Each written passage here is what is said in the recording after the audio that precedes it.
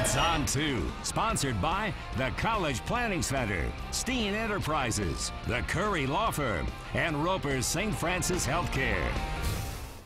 Now for the only show that de-stresses you while you watch people hit each other. Thanks for watching the Blitz on 2. I'm Logan Reaver.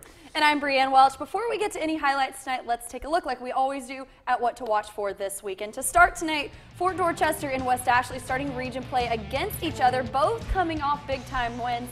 And on that note, region play starts for most teams across the Low Country. Very exciting to start this new season. Wando at Berkeley. The Stags have been playing lights out. How was that matchup with the Warriors? 2A schools starting region play 2. Oceanside at North Charleston had potential to be a fine contest. And of course, our game of the week, a big-time rivalry between Hanahan and Bishop England.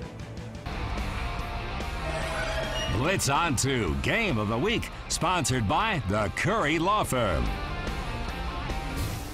We jump right to it and, homecoming. I sweated right through my tux back in the day. At halftime, how bit this? A chance to kick a 40-yarder and win $1,000? That won't even get you a nickel, my friend. But hey, he's a champ about it. He's a good sport. We stick with the football follies as a hot and muggy night led to a share of yikes plays. First, we go whoop over the head of Mac Blakeney. Here he's able to fall on it, but the much more costly one comes to the Bishops. We go okey doke one more time. Check out Kai Buffalo with the killer impression job. A mime in his free time, of course. This night belonged to the Hawks. Gale Ball III is to Hanahan as LeBron is to the NBA. He goes full King James mode for the celebration. They snap the 3-game losing streak to the Bishops. Now let's get to going with some 5A action. A lot of teams begin region play, like we've said, so a whole new season starts in week 6. So let's get to it. Region play going at Summerville. 5A, Region 8, Ashley Ridge at Summerville. A good matchup tonight is what we were hoping for, but it was all Summerville early on. Quarterback Jonathan Bennett, 3rd and 26 for the Green Wave. He gets the 26 and then some. A nice run by their leader. But then Bennett just finishes it off himself with another big run. Summerville leads Ashley Ridge 7-0 very early in the first quarter. How about a nice hard run from this guy, Elijah Glover? It's really good. It looks better than it is also because he's coming right at me. I kind of back up a little bit, but it was a good run. He's just showing off for you. Exactly. They get the first down. Later on in that drive, it's Bennett to Andre Banks for the touchdown, wide open in the end zone, 14-0 Green Wave. More great throws and catches, because that's all sports really is. Bennett to Brody Hopkins, a huge gain. That's a first down. It's fundamentals is what I'm talking about. He almost gets the touchdown, but nice job by Ashley Ridge bringing him down right there. Bennett to Banks, just hanging out over the goal line. It's 21-0 early in the second quarter. Ashley Ridge, they did want some points, though. The offense finally gets hot. Matthew Duncan connects with Josh Sharo. He carries one Wave defender with him just a little ways. That is a huge first down for the Swamp Foxes. And then look at the score. Swamp Foxes, they throw the interception. It's picked, but they act quick. They force the fumble, and they recover it, and they score the first touchdown for Ashley Ridge. I know, it's a lot of back and forth.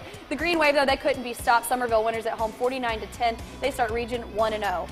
Got to add throw and catch to my resume. Another Region 8 matchup, West Ashley at Fort Dorchester, both coming off big wins and hoping to start the region season play off with the second game. And the Khaled Gadsden will take your lunch money and the football. Kenyatta Jenkins, although in good field position, the Patriots only get 3 on the drive. Kicker Love, nothing like it. Next possession, the Wildcats running back would not be denied as Yafet Bienvenu makes up for a great name with an even better run. Patriots in the red zone, and DeAndre Sabb finds Antoine Parker to put them up 10-6 early in the second quarter after having to forfeit their first game of the season. Fort Dorchester has a huge win this week over West Ashley, 45-13. Next week, they go to Berkeley.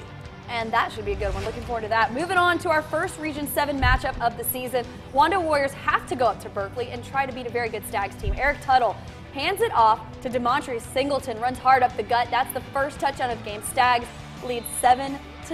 Everyone is loving it. There's some celebration early, but there is more scoring to come. Tuttle, look at this pass. Just like last week, he puts it perfectly for his receivers to make great plays.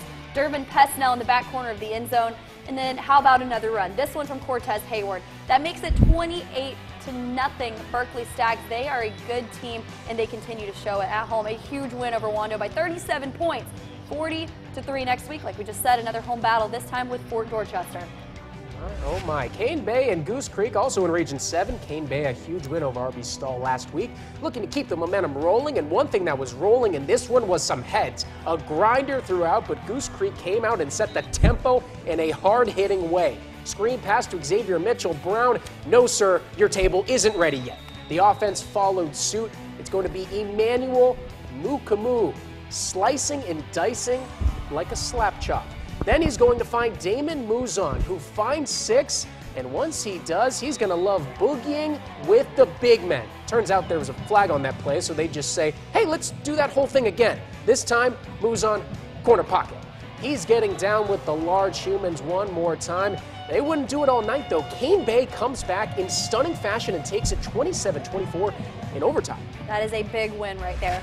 The final Region 7 matchup, James Island taking on the Stratford Knights at their homecoming also. J.I. coming off a bye week, maybe a little bit rested. Islanders, DQ Vinson, short pass to Kayvon Coker. It is wrestled away by the defense, though, for a fumble recovery, a hard-fought fumble recovery right there. Travis Lott then finds Demarius Anderson in the middle of the field. He runs over a defender for a big game. You do what you got to do to get those yards. And if it ain't broke, don't fix it. Do it again. Lott finds Anderson for the touchdown to put the Knights up 30-16.